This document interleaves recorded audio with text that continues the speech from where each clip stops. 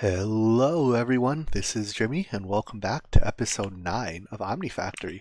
So last episode we made a small batch of titanium, and while I have big plans for that titanium, I wanted to show you something that I found pretty cool. So the most recent update to this pack added this bounty board, which gives you these bounties, and essentially this is the way that you can trade items for Omnicoins. So if you look at the one I'm mousing over now, it says that we can trade 2 electric pistons, 5 ender widgets, and 2 electric pumps for, what is that, like 150 Omnicoins? That's a pretty good deal if you ask me. The thing is, a lot of these items take a long time, or not a long time, but a lot of crafting steps, right? And in the time you spend crafting it, well, you may as well go mine the things that you're trading for it. But now that we have auto crafting, we can actually just have the AE system craft these for us. So to show you about how good this is, let me take our existing Omnicoins out of the system. And if you see, I had about maybe 3,000 total, and this was all for me testing the Bountiful system out. So I've already registered the crafting recipes for most of these, so let's just grab some and see how this works.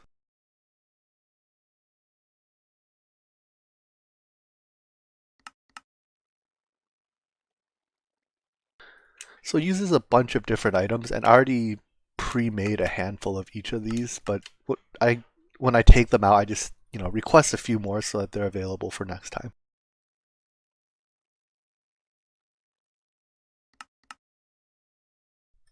And then once we have all the required items in our inventory, we just take the bounty and right click on the board. And there we go. We've completed it and get our coins, and then we can look for another one. So here, 4 primitive processors for the same reward. Sign me up.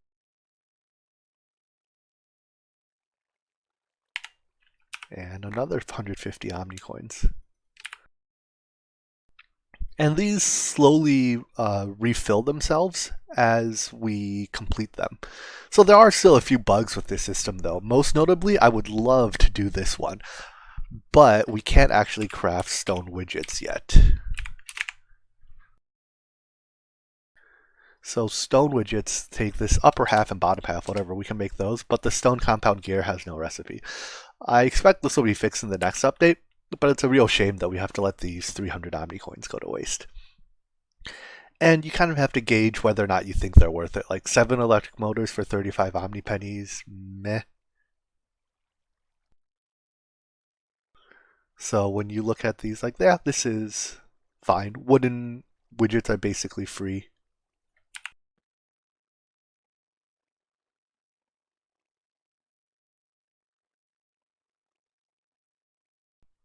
So the trick here is to really not have to craft all these components by hand. Because if you have to craft them by hand, I'm pretty sure this is not worth your time.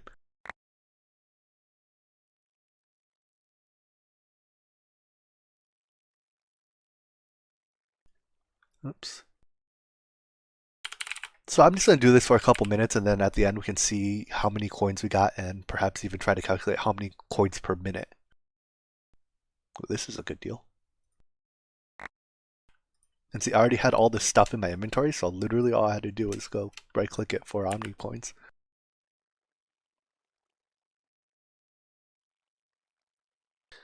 It looks like I've basically exhausted my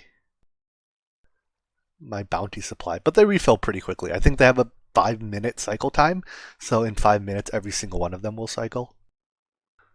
I might just have everything already. Nope. I wish there was a way to like right click so it could tell you exactly what you're missing, but meh. I have motors, I have ender widgets, I don't have pumps.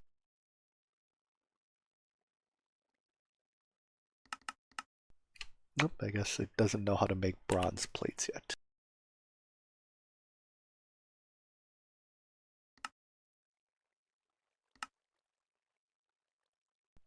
So when I run into a recipe that I haven't taught it yet, I just encode it real quick, throw it into the appropriate machine.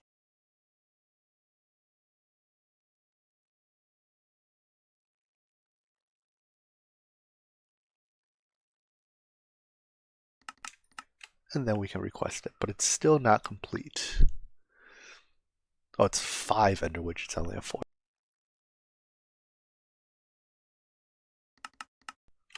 And I don't have enough pulse, that's fine.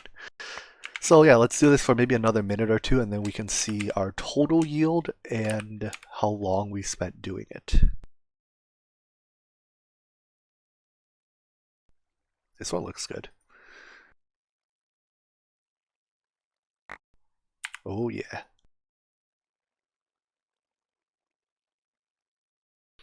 So in my experience, the ones that reward higher denomination coins tend to be more worth it. Except when they have stone widgets, then you're a little sad.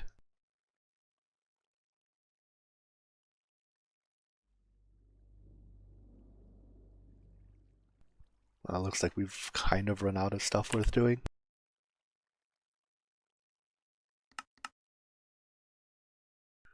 Can we craft 15 of them in a minute? Looks like we can. Maybe. It's a heart-wrenching race.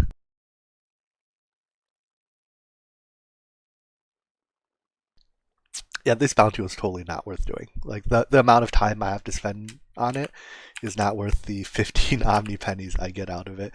But it's an experience. I guess with some experience, you'll learn to better gauge, what is or isn't worth doing and turning in.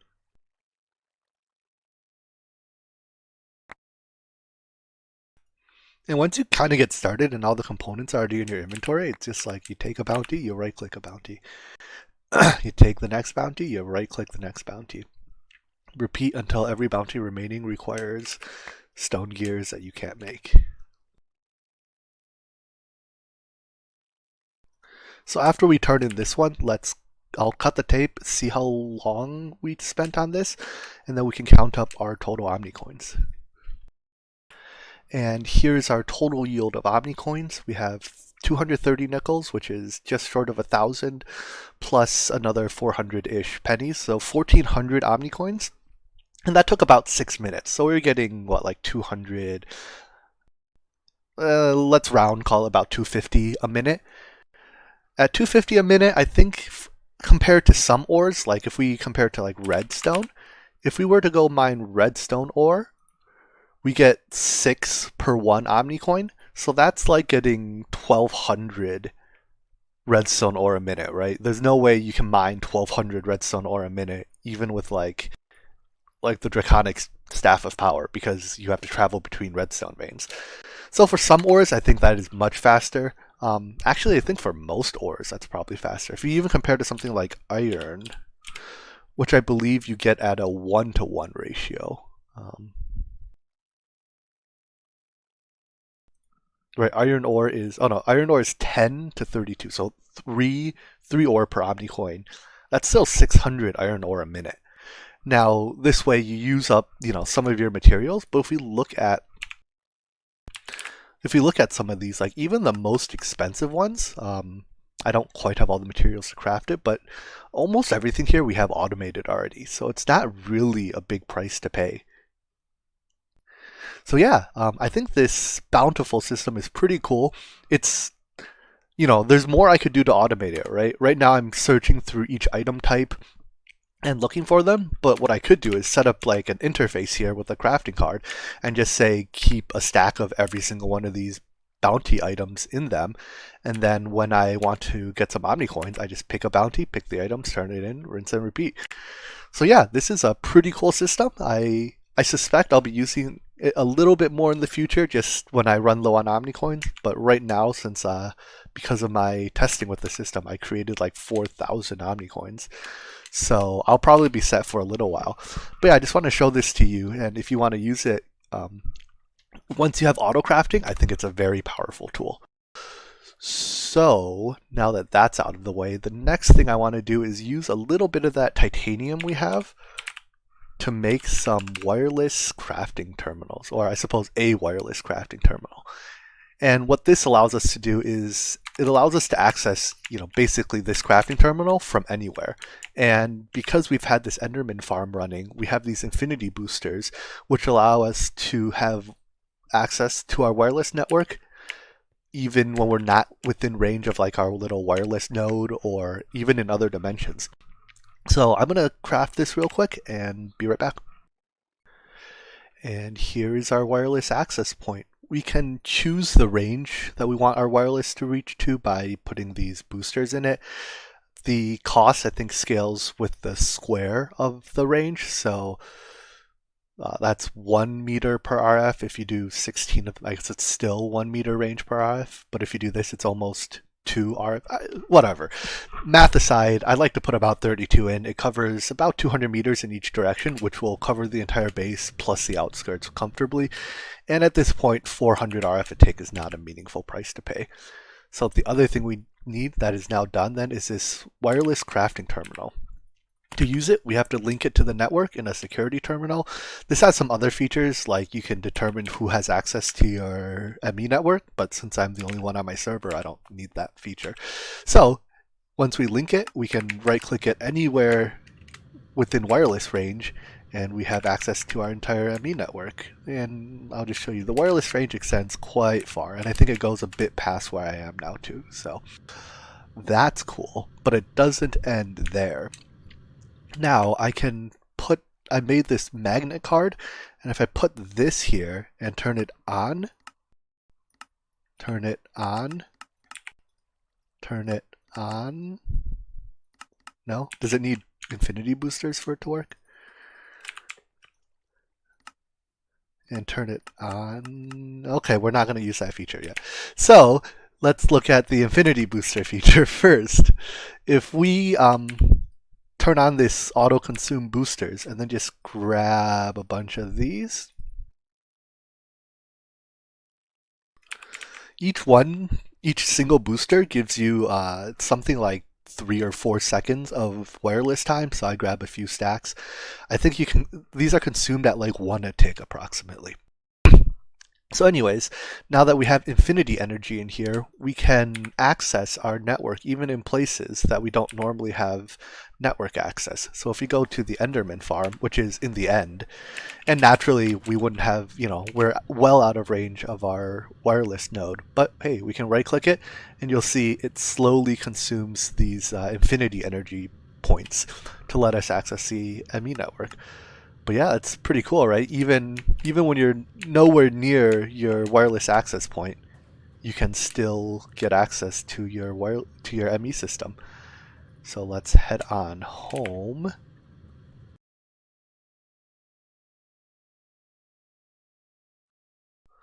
Alright, so that was a fun little detour to pick up a nice tool, but the next thing I think we need to do is create more titanium. You see, we only have 72 ingots of it, and that's because we ran out of rutile.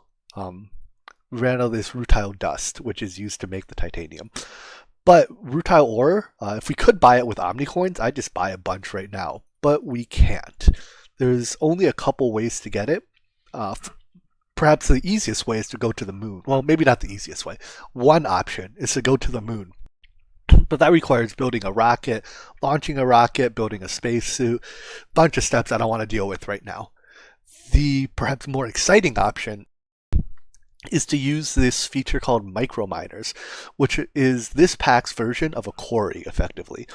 And to use it, you have to build this small microverse projector, and then feed it these little ships called microminers, a little bit of fuel in the form of rocket fuel and quantum fluxes, although these are very easy to make. And then they fly off into these tiny little microverses, I guess that's the lore of it, and bring you these resources. So let's start by automating the production of tier 1 steel-plated microminers. They shouldn't be too bad. Everything here we can make, or we can very easily begin auto crafting, I believe. So yeah, I'm going to set up the recipes for this, and we'll be right back when we're ready to craft some. Here we are encoding what is hopefully the last of the recipes to make it. The crafting recipe for the tier 1 microminer isn't all that bad, but as they tier up, they get significantly more complicated. So if we see the tier 1 microminer is just crafted in the 3x3, but as you go up, even just to the tier 2, which I think we'll get to soon enough, it's a 5x5 crafting recipe in the extended crafting table. But anyways, let's tackle the problem at hand first.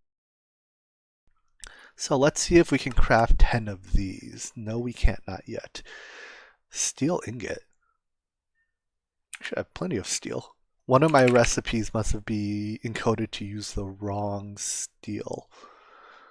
No, we actually just don't have steel.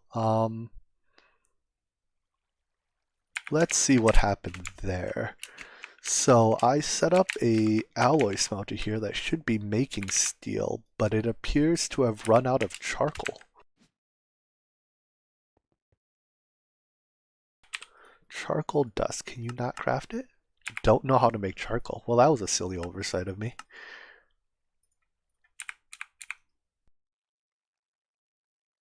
So I want to teach it that we can make charcoal from wood. Quite obviously, 3 stacks of wood makes 3 stacks of charcoal. That goes into the multi-smelter.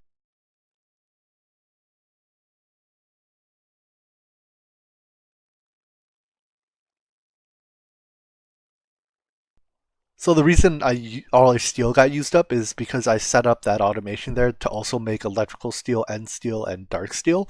But if you don't make the baseline steel, obviously all your steel gets turned into these things and you don't have any steel left to make gears out of. So since what I needed it for was steel gears, you know what? I'll just wait a minute for that process to make some steel and catch up, and then we'll be back to craft these micro miners. So we've given our steel automation some time to run, and we've built up a small backlog of steel now. I think we can, look at that, we can request 10 tier 1 microminers. So let's just look at what I usually skip this screen because I already know what the cost is, but let's just look at it, make sure, there's nothing too exorbitant in here, 20 steel gears, but a quick look here, everything here we've already automated, so it doesn't really cost us anything. We just have to hit the start button. And that'll probably take it a good minute or two to craft because there's a bunch of steps. But hey, it's all automated, right? We don't have to do anything. We just have to wait. But while we wait, we can build some of the other stuff we need to launch this micro miner. There are 2 other things we need. One is the small microverse projector, which needs 1 of each of those things. That doesn't look too bad. We've already made a bunch of modularium to make our oil rig, and I have a lot left over, so we can do that pretty quickly. But perhaps more challenging is the rocket fuel. So there's 2 ways to make rocket fuel. I'll show you the hard way first. So the hard way to make rocket fuel is to mix oxygen with 1,1-dimethylhydrazine. Colloquially known as UDMH. This stuff is nasty stuff, but it's very good rocket fuel. Anyways, so you can mix oxygen with UDMH to make rocket fuel, or if you mix dinitrogen tetroxide, you get slightly more rocket fuel. Anyways, that's the hard way to make it because this UDMH has like 10 steps to make it. It's chloramine plus dimethylamine, and dimethylamine is methanol plus ammonia, and ammonia is nitrogen. 30,000 steps later, you have UDMH. But there's this easy recipe. So the big difference between the 2 is I believe you can do this recipe at medium voltage, whereas doing this recipe requires high voltage. But honestly, it's 1 step, 2 steps, right? You have oxygen, hydrogen, and nitrogen dioxide, which is oxygen and nitrogen. So it uses more energy and it requires high voltage instead of medium voltage. But let's be willing to spend the energy to save our sanity and make rocket fuel this way. So I'll put together a very basic production line for this rocket fuel, and then we'll be ready to launch our little micro miners into microverses. So using the method we discussed, here is our rocket fuel production factory. It's a total of 4 machines and 2 tanks. So these first 3 chemical reactors are all making our nitrogen dioxide. I decided to go with a pretty fast nitrogen dioxide producer because we're using it in other places around the base as well, and our previous producer, this one here, a single MB chemical reactor, wasn't really keeping up with demand. So I added another one. It puts it into a quantum tank that has a storage bus on it that'll send it wherever it's needed. And one place that it's needed is right here. So this chemical reactor takes that, combines it with hydrogen and oxygen that we get out of water, and produces rocket fuel and wastewater. So wastewater is thrown into the trash. Rocket fuel is stored in this tank with a storage bus. Let's set our priorities. And now that we're making rocket fuel, we can use it to launch our microminers. But we still have to build that microverse projector. But as far as I can tell, this doesn't look too bad. So I'll build these components and then I'll show you how we set this multi-block up. So it appears we've hit a bit of a snag while setting up our multiverse projector, microverse projector. The singularity or quantum compressor that is part of the multi-block takes this luminescence stuff, and we can craft black steel pretty easily, but luminescence is a bit more involved. So if you look here, luminescence is made by energetic blend and aluminum dust in a chemical reactor with phosphoric acid. The problem is that phosphoric acid doesn't exactly have an easy way to be made. We can make it from this phosphorus pentoxide, which is made from phosphorus dust, but phosphorus dust is pretty difficult to come by. To produce it, you have to electrolyze 5 phosphate dust into 1, and phosphate dust you come from electrolyzing 5 phosphor dust into 2. So it's 12.5 phosphor dust for 1 phosphate dust. Those names are all awfully similar. But there's actually a bit of a roundabout way of creating an infinite amount of phosphoric acid. And I don't know if this is intended. I suspect it's not, but we're going to use it anyways. So if we start with this recipe, we can take phosphorus dust, react it with a significant amount of oxygen to make phosphorus pentoxide. And let's keep track of the amounts. So 4 phosphorus dust makes 14 phosphorus pentoxide. Then with the phosphorus pentoxide, remember we've made 14 of this, we can react it with water and make phosphoric acid. So 1 makes 1, so 14 makes, 14 times 4, 56 buckets of phosphoric acid. Then the phosphoric acid we can electrolyze back into phosphorus dust and hydrogen. So we have, 54 buckets? 54 divided by 7 is around 8. It's just short of 8. So we get about 8 crafts of this, which produce just short of 32 phosphorus dust. But if you remember, phosphorus dust was our original product. So by using 4 phosphorus dusts, we've created just short of 38 of it. So by using this loop, we can create an infinite amount of either phosphorus dust or phosphoric acid. Now I know that was a little complicated, so let me set up the machines to do this and I'll show you the final product, and it might hopefully make more sense than me describing it. And here's the final contraption. To start, we have a chemical reactor that reacts our phosphorus dust with oxygen, and remember we only started with a couple pieces of it and we're already up to over 600, or I guess under 600. This process uses up a lot of oxygen, and we've actually already burned through our base's entire oxygen store. So I have a tank of some, I guess call it like backup oxygen. And if we put it here, we can kickstart the process. Let's just use it all up. So the phosphorus dust reacts to create phosphorus pentoxide, which then we react over here with water, producing a healthy amount of phosphoric acid. And again, this uses up a lot of water, but water is easy to generate, unlike oxygen.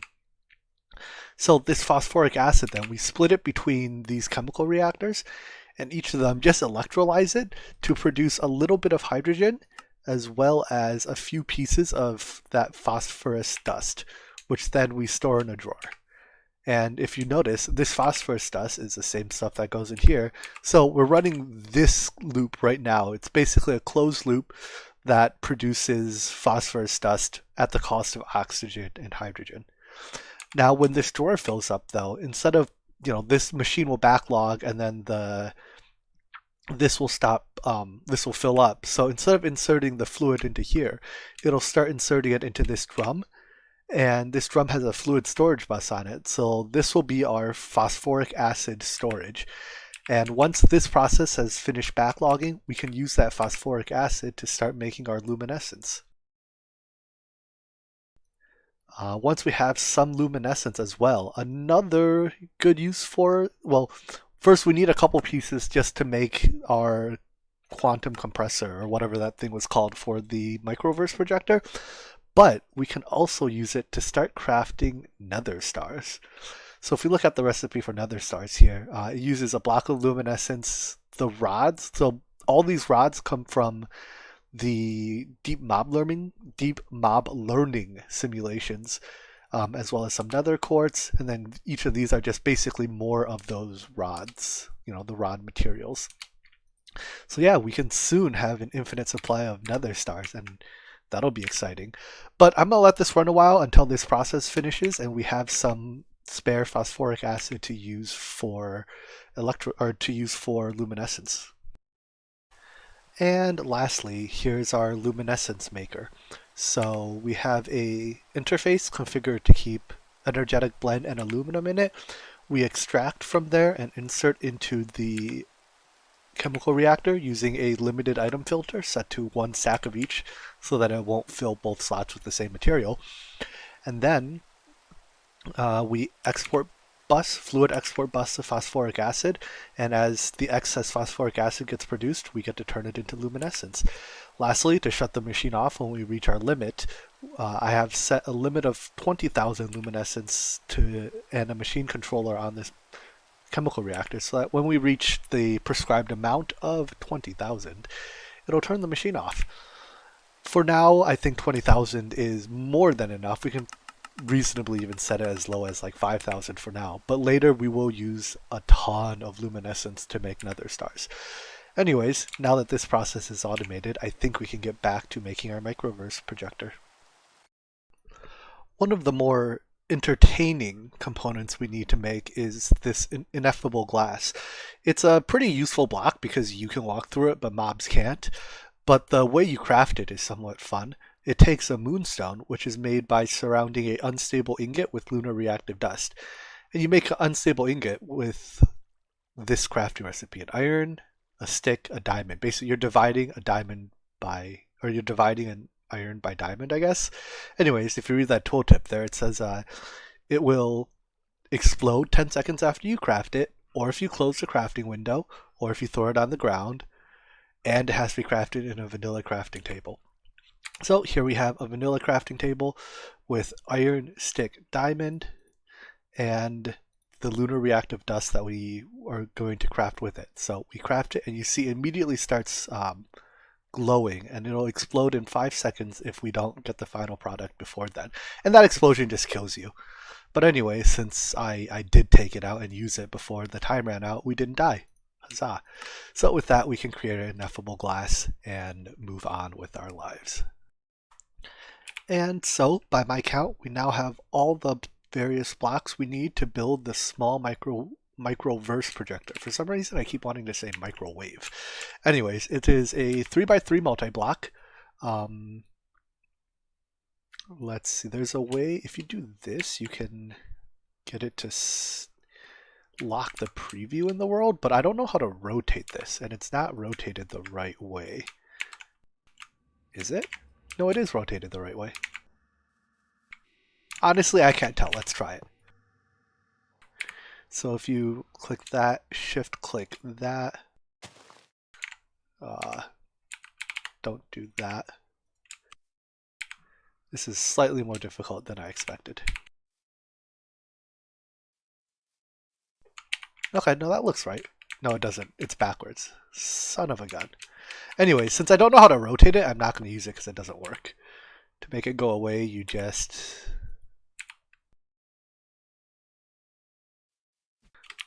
go over there. All right, we'll just reference the blueprint and build it manually. So the bottom is fluid in, item in.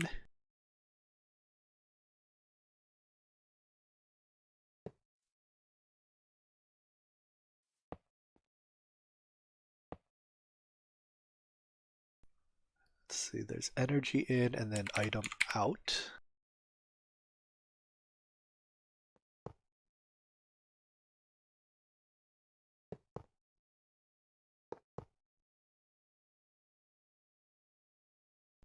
I think that's the bottom row or the bottom layer. Next layer is compressor in the middle, glass on the sides. So yeah, this Ineffable glass stuff, you can walk through it. It's a pretty cool building block. There's a dark version as well that you can walk through, but light does not shine through, which is pretty useful in like conventional mob farms or Cursed Earth mob farms. Lets you get into it without having to knock the whole thing open.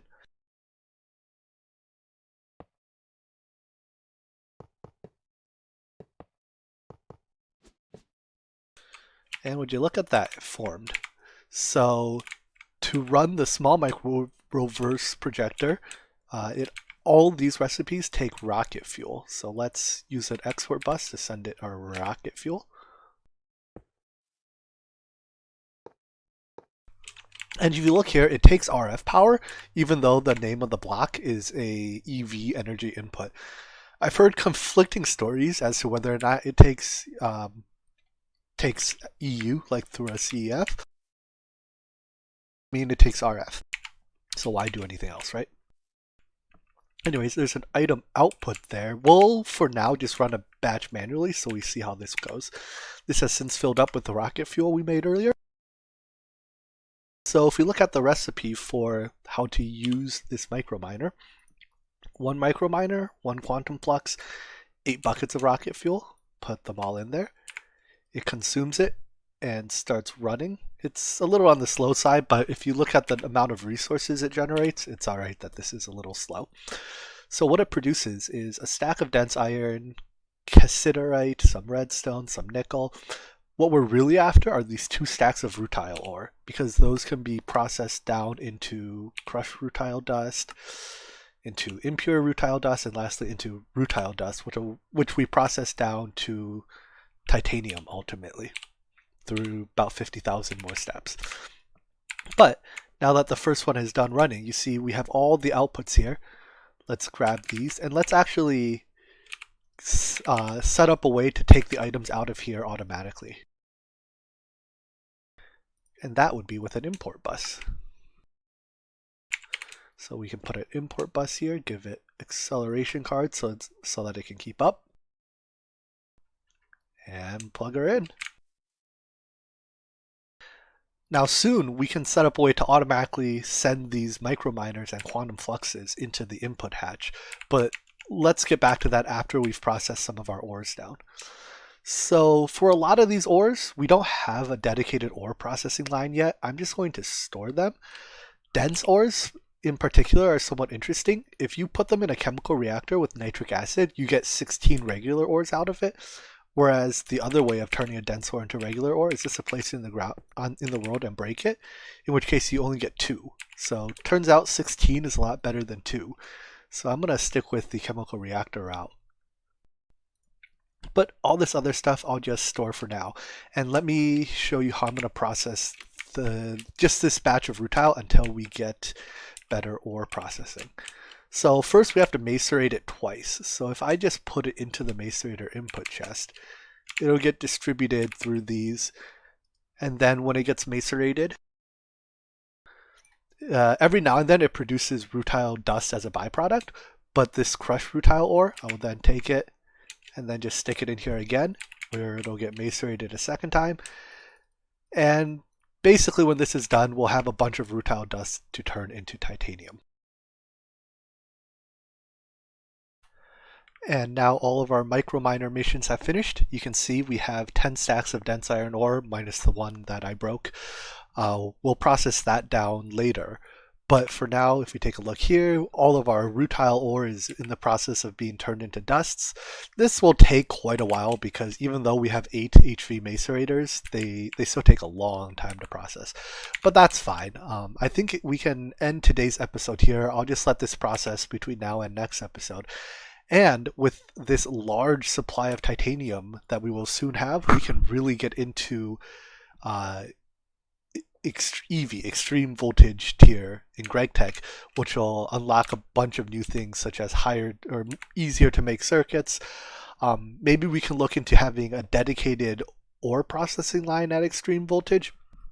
So in case you don't know, the reason I haven't set up a ore processing line now is that if you look at the pulverizer recipes, there is for each pulverizer recipe, there's a main product and a secondary product. And the secondary product is a chance product. But you see here how it's a 14% chance? Well, what that means is that it's a 14% chance if you run it in an MV machine. It doesn't actually say that anywhere, but generally it means it's that percent if you run it in a machine of tier matching the energy, but for macerators, it's always MV.